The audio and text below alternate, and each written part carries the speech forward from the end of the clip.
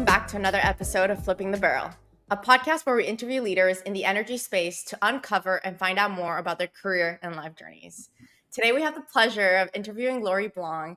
She is currently the Midland mayor and the founder and partner of Octane Energy, which you'll find out all about it later.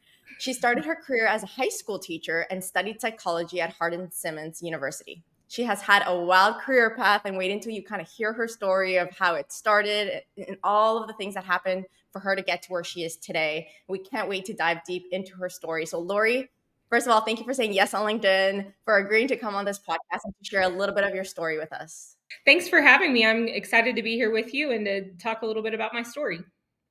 Yeah, Lori, you're no stranger to the oil and gas industry, and we learned that when we first spoke to you. And being the mayor really fits the history of your life journey.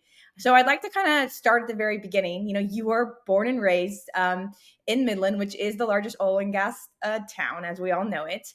And your parents, actually, your father, he worked in oil and gas.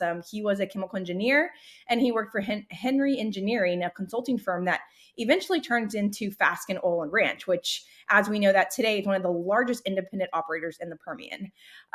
He worked there until 2013, where he unfortunately passed away, which we're really sorry to hear about that. But we know that his legacy lives on, and I think he'd be very proud of where you're at today. He mentored you a lot, though, and told you a lot about the oil and gas industry. You were kind of fascinated by that and really impressed by his work. But you weren't really sure if it was something you wanted to do. Like most of us, it's very cyclical. And you saw your dad, go through the ups and downs. And, there was times in Midland where there was really big fallouts and all the rigs were put up. And when you see that, you're kind of thinking, is that something I really want to do? Tell us a little bit about what it was like, living with your family, living in Midland, being in that atmosphere, and having someone like your father who mentored you so well during that time when he was in your life, and it's such a valuable time for you. Absolutely. Well, yeah, he was one of the most formational people in my life. He and my mom both, and my mom in other ways, but my dad certainly professionally, and watching his career path. So Midland, Texas is built around oil and gas. And as much as we might want to talk about diversifying our economy or changing that, for my entire life, and certainly for decades before that, and I think for decades to come, oil and gas is central to the city of Midland, Texas. And so, watching how my dad navigated that in his career, how he was able to successfully weather the booms and the busts. A lot of that has to do with the wonderful company that he was a part of and the support that he had from leadership at that company, and gave him a lot of opportunity to grow and thrive. But I also believe my dad had a perspective of living his life consistently, and he didn't make big sweeping changes. He talked a lot about making 2-degree course corrections. If you see that you're on the wrong path and you need to make a correction, you make a 2-degree correction. You don't correct 180 degrees. You make a 2-degree course correction, and you give that some time to see how that correction plays out. And so I watched that in our personal life, in my family, as he made financial decisions for our family, and in raising me and my sister, and making decisions with my mom. There was consistency and there was predictability in my life that did not reflect the craziness of booms and bust cycles in the city of Midland, and in the industry. And so I really think that 2-degree course correction has formed something in me, in my own decision-making process with my family, with my business, and with the city of Midland. Lori, you mentioned that growing up in Midland and just kind of seeing your father be in the industry, be a big advocate, and also he was very involved within the community and giving back. Mm-hmm. You kind of have this view as a child of how much the oil and gas industry, gives back to the community, and kind of the corporate responsibility around community and even sustainability. So can you tell us a little bit about kind of what you saw growing up, and kind of just seeing your father involved in many different aspects of Midland, and how these oil and gas companies do give back to the community versus someone who didn't grow up around that and think, oil and gas is bad and they don't do anything for the community? Sure. Yeah. So his company, but also his own personal decisions, he was deeply involved in several different philanthropies and through our church.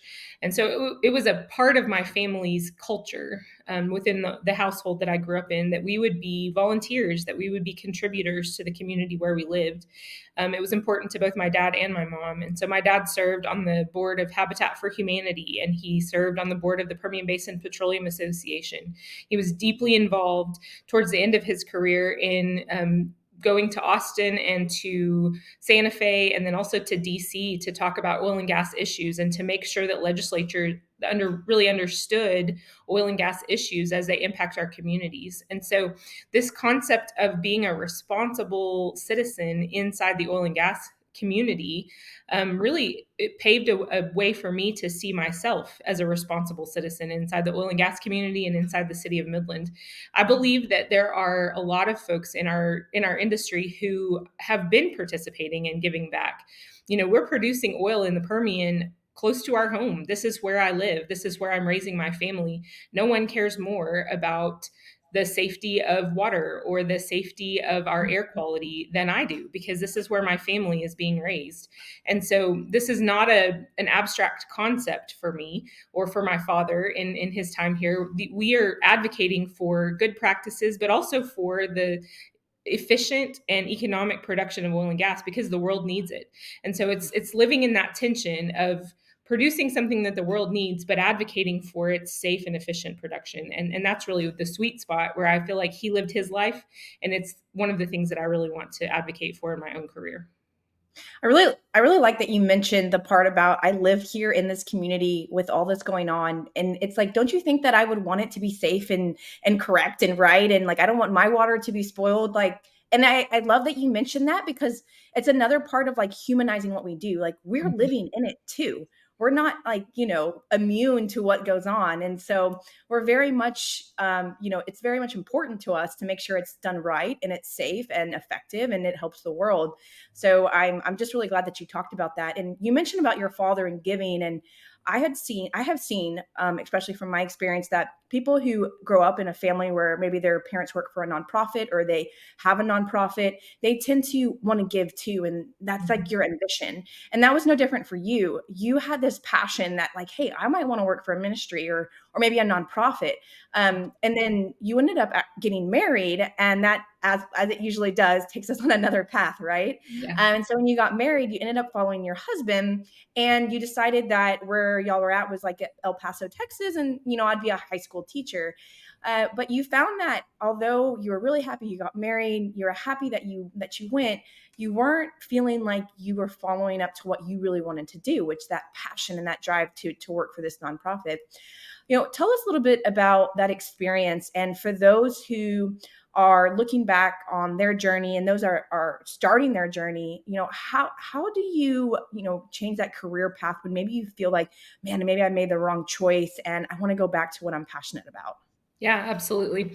Well, I'll start with saying in my junior and senior year of high school in Midland, Texas, oil was trading at $8 a barrel. That was a really rough time in the late 90s. And so nobody thought, I think I'm going to come back to Midland and build my career around oil and gas in that season. And so that was not my goal. Even though having watched my dad and my family be really successful in that was not my goal in the late 90s. But fast forward, I did decide that I wanted to go into ministry. That was my goal, and to work. I was envisioning myself as a children's minister, but also in leadership within a church or a nonprofit, like you said. Got my psychology degree, was on staff at a church in Abilene, and then I met my husband, and he lived in El Paso. And so I was actually enrolled in Southwestern Seminary in Fort Worth to start school there when I met him, and decided to abandon that. And I walked away from that opportunity for education and moving to El Paso. This predated online master's programs. And so I didn't have an opportunity in El Paso to pursue that. And so I decided to get a job as a teacher, and really enjoyed the teaching component of that, but hated the bureaucracy, hated the drama, hated, various things about that. And so I taught for 5 years and was pretty miserable the whole time. And I would say part of my misery was my own attitude. I didn't choose to get happy where I was. And so But I think through that time, I had my first and second child in El Paso. And that whole time I was a brat to Jared. And I was, I think women can relate to this. My life is not turning out how I thought it would be in my 20s. And I think a lot of women go through that. We make sacrifices for things that we also want. I wanted to be married to him. I still want to be married to him. I love him and I don't regret that decision at all. But in starting a family and in living in the place where his job was, I had to make sacrifices. And I think we have to be realistic and practical about the fact that that's real life.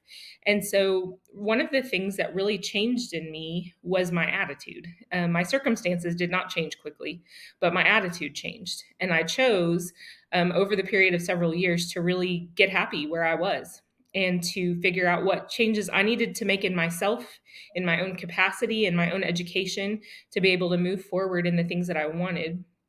During that time, there was a period of time where I stayed home with kids. We moved to Brownwood for his job again, and I was not working during that season. I was staying home, and I treasure those years with my kids. But I'll also tell you, it was some of the hardest.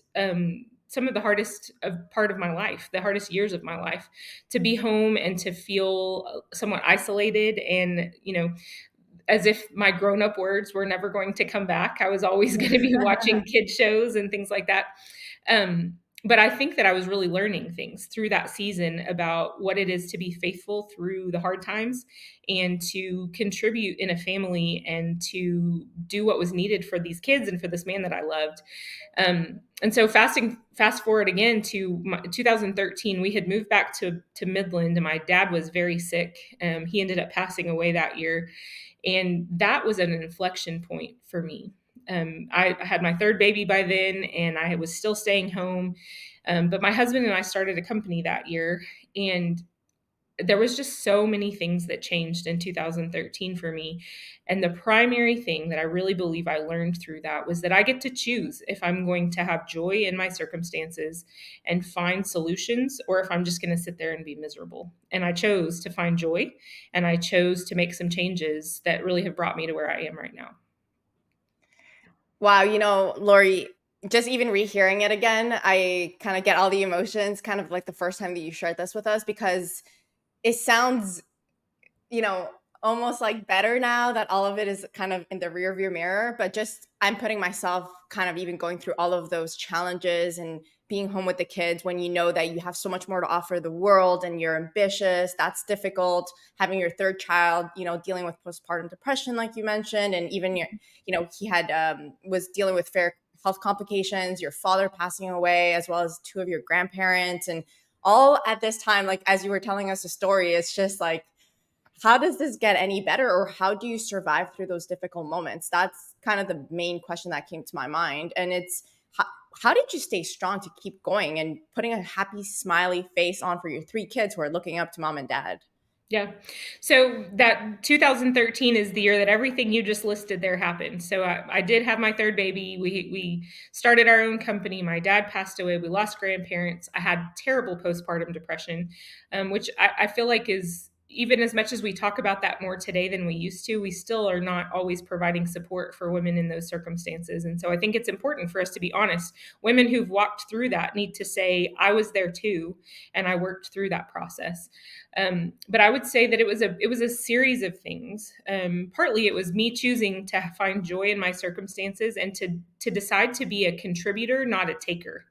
I decided in that year that followed 2013 and really into the next few years that I was going to figure out how I could be a net contributor to my family, a net contributor to my community, a net contributor in all the places where I interfaced with people, rather than a net taker. And I think that when you change your perspective, from a place of postpartum depression and poor pitiful me to how can I give back to this community? How can I give back to these kids and to my husband and to the other things that are going on? I found a deeper well in myself of capacity, and I found doors opening to me because I had an attitude of let's go forward and make positive change here. And the other thing too is I went to counseling. I felt like it was very important to work through some of those things with a counselor and to be really honest about the things that I was struggling with. And so that took some time. And I would also say I grew in my own personal faith journey. Spiritual things and a faith in God has always been important to me. But I think in that season, recognizing that I'm put here for a purpose and I need to find what that purpose is, and then I need to serve there faithfully. So it was really all of those things together. And I will also say, I cannot say enough positive things about my husband and his contribution and his support of me in that. I was probably not a very pleasant person to live with in those years. And so for him to stand beside me and to listen to me cry and to listen to the things that were hard for me, and not to belittle me in that or to criticize me in that, but to say, what do you need to move forward into the next season? That it was a journey, and it really did take years. And I think that's the thing when you're a young mom and you feel like the whole world is crashing in on you and your grown-up words are never going to come back. I think that feels like it's an indefinite period of time, but it's not. You're going to have a different capacity at some point. And so today I have a senior, I have an 8th grader, and I have a 4th grader. And my life looks really different than I could have predicted at that season, for sure. I think it's so true that when you're in those moments, especially when they're little, you literally think this is it. Like, this is the rest of my life forever. They're always going to be, 9 months old and here I am. So I think having that perspective that it quickly changes so much, and we ourselves change through the process too. Like, we can't forget that we're not really that same person that we were before. And so I think, owning that and using that to our advantage and learning from that and getting those new skill sets is so important. But, you spoke a lot about this time period between the 2013 and then what I'd like to kind of hone in on is you are the mayor of Midland. So it's like incredible just to hear all of this. And when I'm listening to you, I'm thinking, how did you ever think about like, how do you run for mayor? Yeah. I'm like, where did this come? How? And I'd love to dive into that some and learn about when you decided to do it and what was the first step to make that, that initial, lunge into that space. Because when I see it from the outside, I'm like, man, do you have to like work on, I don't know, on a jury for some time to then make your way up to mayor? Like, I don't understand the process at all. So I'd love to hear you talk about that. And I will tell you, it was never something that I intended to pursue in politics. I wasn't drawn to it. I wasn't attracted to that. I had friends that served either in Austin or in DC as staff members for different elected officials. You may know people like that too. I had friends that were helping with campaigns and they were working through politics in different capacities. That is not part of my story. I had no interest in those things in my 20s and early 30s. And so really what happened for me was a progressive love for the people around me, and getting my eyes out of my own circumstances and my own frustrations and turning my attention elsewhere to places that I could be a contributor. And as that happened, it happened in small ways to start with. It was contributing in a Bible study in my church, and it was working with a nonprofit here in our community. I worked with some Burmese Chin refugees that had recently been relocated to Midland, and they were in crisis mode, trying to just get basic needs met in their community. And so I started working with those women. And so it started with these little things where it was just quietly contributing in places where I saw need around me. And over time, more doors opened to me because I was shown to be faithful in contributing on those smaller things. And so I really think that there's truth to handling with integrity the thing that's in front of you. And so if the thing that is in front of you is a 9-month-old baby and a husband who needs support, then be faithful and contribute there. And I believe that those doors continue to open as you prove to be faithful in the small things. And so by the time that I got to 2019, I was being asked by a group of people in my community to run for city council. And I said no. I said, I have no interest in that. And I really said no right up until the filing deadline. I did not decide to run for city council until the last day of the filing deadline before you actually had to start campaigning. And I decided to do it right at the last minute. And I'm glad that I did that. But it came out of a life of faithfulness in my place, and then people seeing that and asking me to throw my hat in the ring.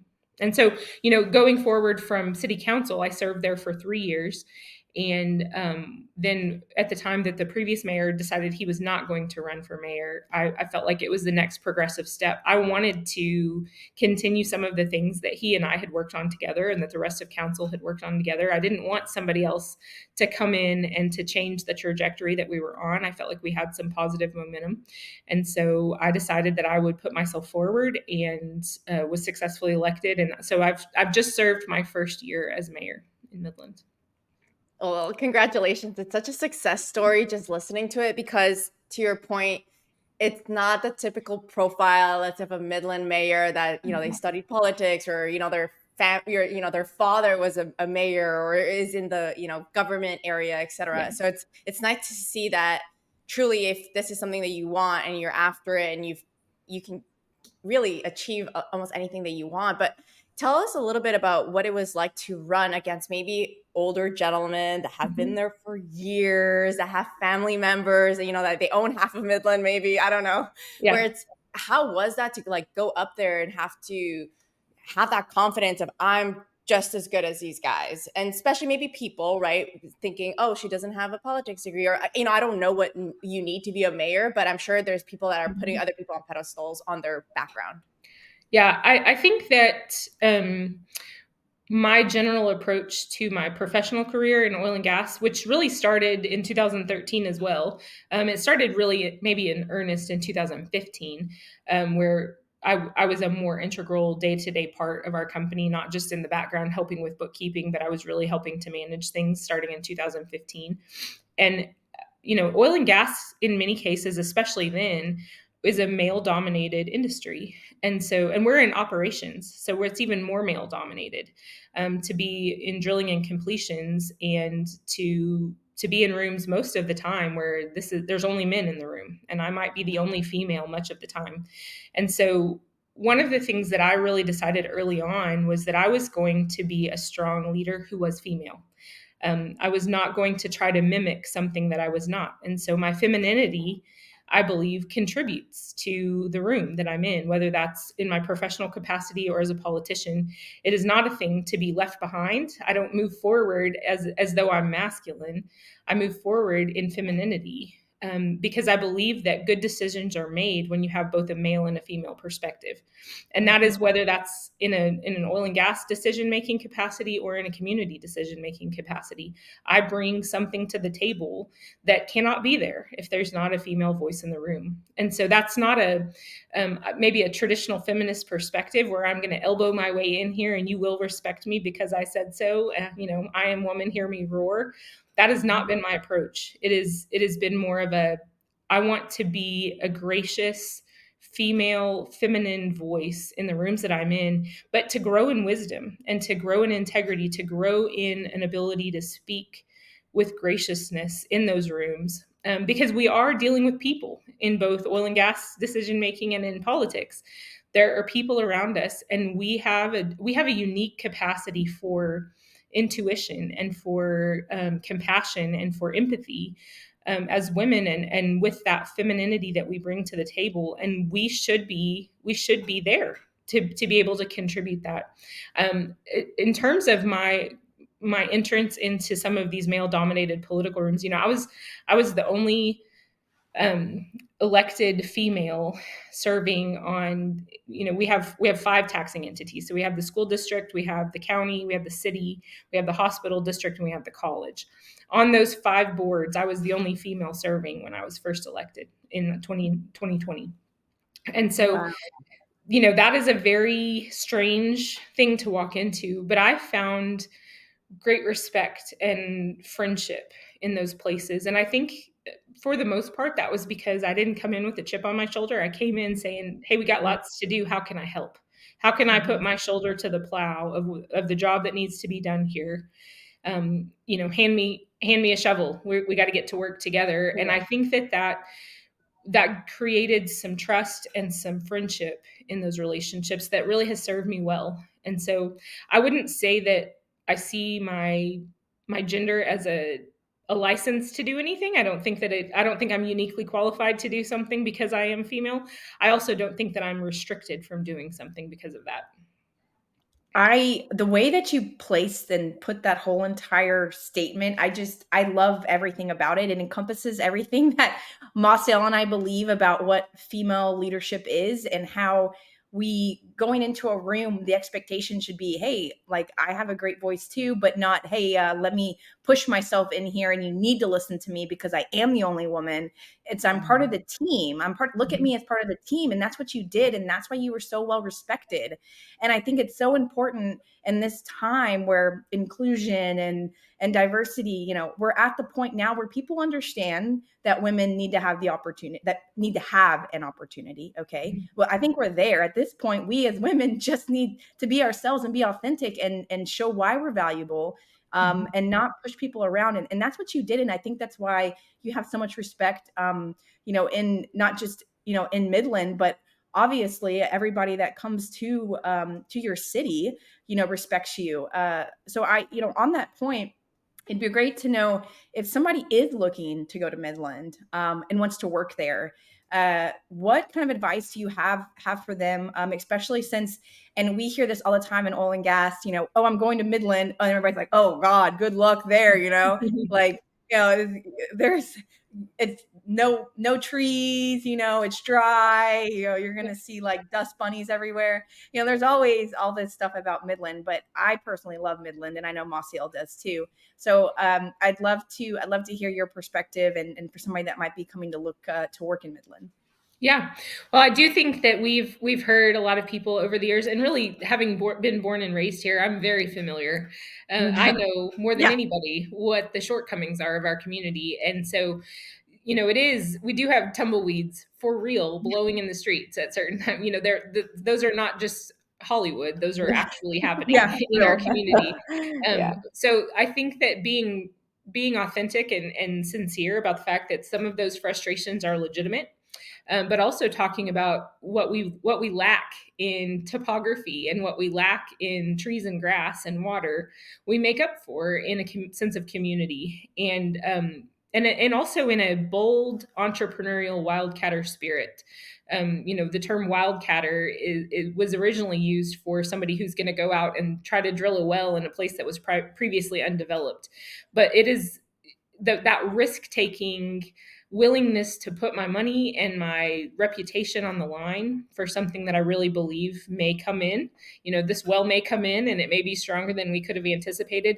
That spirit has endured here, even as our technology and our reservoir understanding and our, unconventional plays have been developed. That wildcatter spirit persists. And so there's an opportunity for people here to start businesses and to gain success from nothing.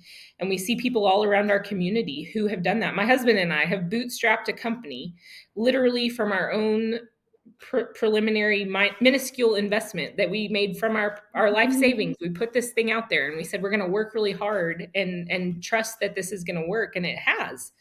And I don't know that opportunity exists everywhere for everyone. And so there's this opportunity for financial success, for business success, but there's also such a great sense of community, so much nightlife, and so much volunteerism, and so many places to plug in. And so if you find yourself being relocated to Midland, the key to success here is to get plugged in quickly, to figure out where you can be a contributing part and join in, because we're used to people coming and going with the booms and the bust cycles, and we want you here. We want to be able to build friendships and to welcome people into the community. And I hear from people all the time. I moved here.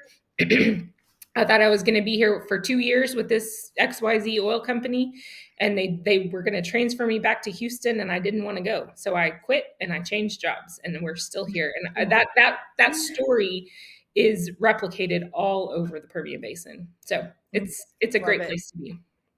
I agree. It's such a great place. And to Jamie's point, I love Midland. I was there for about a year and a half between 2018 and 2019.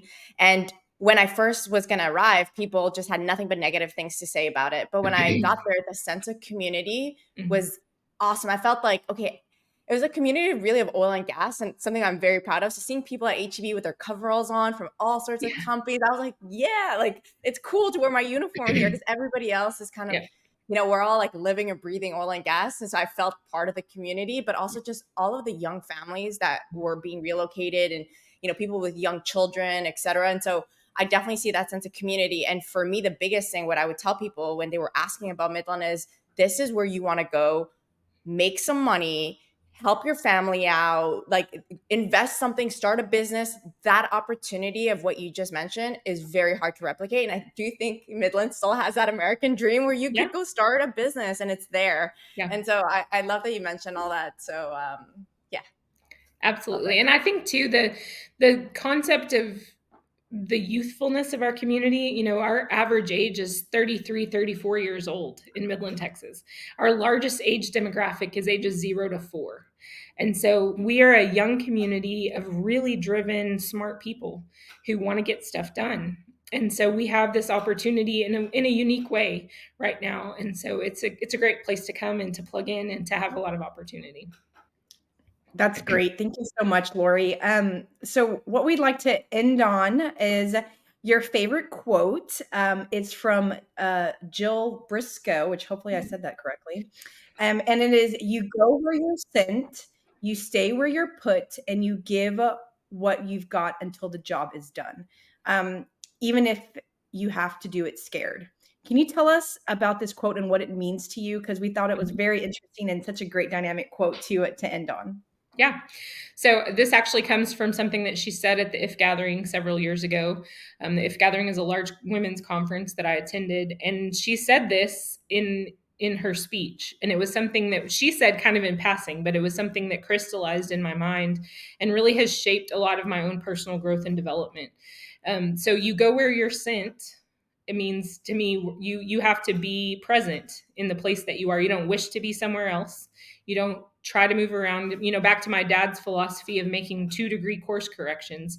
We're not swinging wildly around and trying to change everything about ourselves or our lives all the time. We go where we're sent and we stay where we're put. We commit there to dig in and to contribute. And then you give what you've got until the job is done. And I think that each of us have a deeper well of capacity to contribute than we know that we have. And so if we're willing to dig in and do the work and stay for the long haul, contribute for the long haul, whether that's in a difficult marriage or in a difficult work environment or in a community that we find to be difficult to plug into, we stay where we're put and give what we've got until the job is done. And that doesn't mean that you never change, that you never evaluate a different opportunity, or, in my circumstance, you get a different education path and you move forward in a different career. You do make those changes, but it needs to be done from a heart and a wellspring of commitment to stick it out and to work hard. And I think that the last part, even sometimes when you're scared, I've done a lot of things in my life that I don't feel qualified for, not the least of which is raising 3 kids. I don't feel qualified to do some of the things that I'm tasked with.